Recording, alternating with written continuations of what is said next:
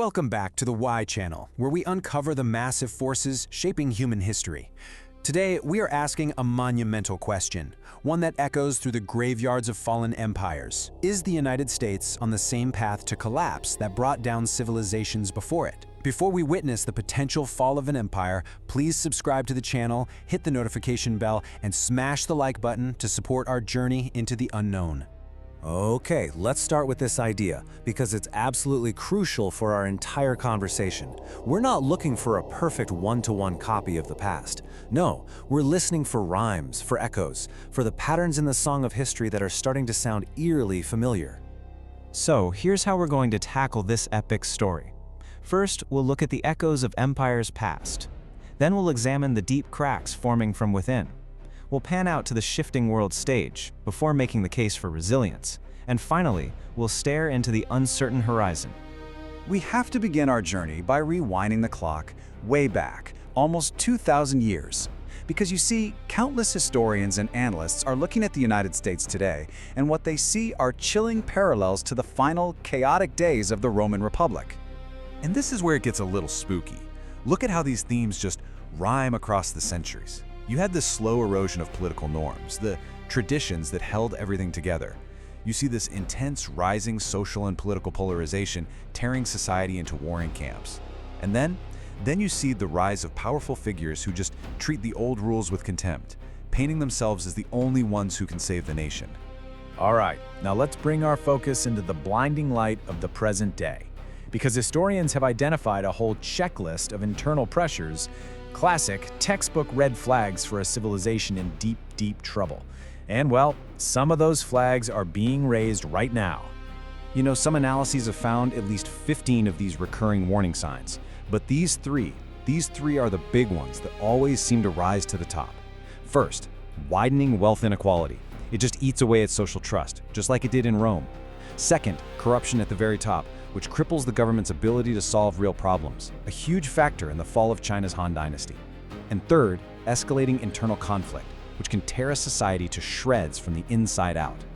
Now, here's a really fascinating way to look at this from a scientist named Peter Turchin.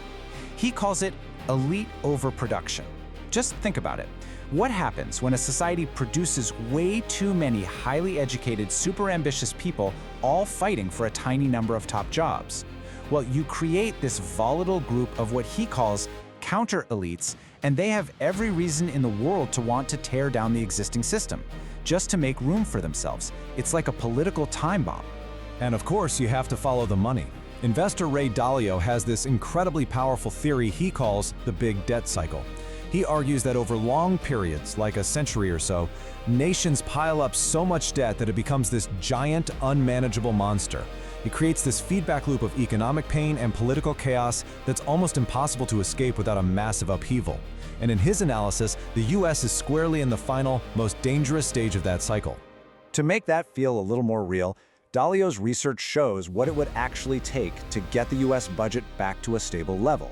We're not talking about small tweaks. We're talking about a brutal combination of major tax hikes, interest rate cuts, and huge cuts to government spending, all happening at the same time. It would be an incredibly painful pill to swallow. And here's the absolute gut punch. This immense economic pressure. It's not felt evenly. Not at all. The analysis shows that while maybe the top 10% are thriving, the bottom 60% of the population are doing terribly. This leads to what researchers call popular immiseration, a deep, widespread feeling that the system is broken and no longer works for the vast majority of people.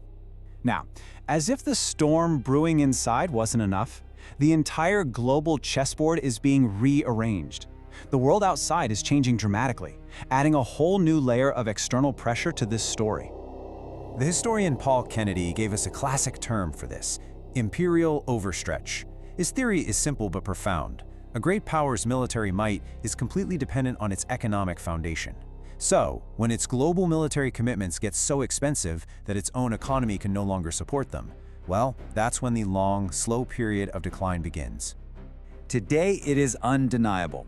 Most geopolitical experts agree that we are watching the end of the unipolar moment, that long era of unchallenged American dominance that began after World War II. The world stage is shifting into a new tripolar order, with three great powers: the United States, China and India vying for influence. So you look at all these deep internal cracks, you look at these immense external pressures, and it's easy to feel a sense of dread, of historical destiny. It's easy to think the final act has already been written.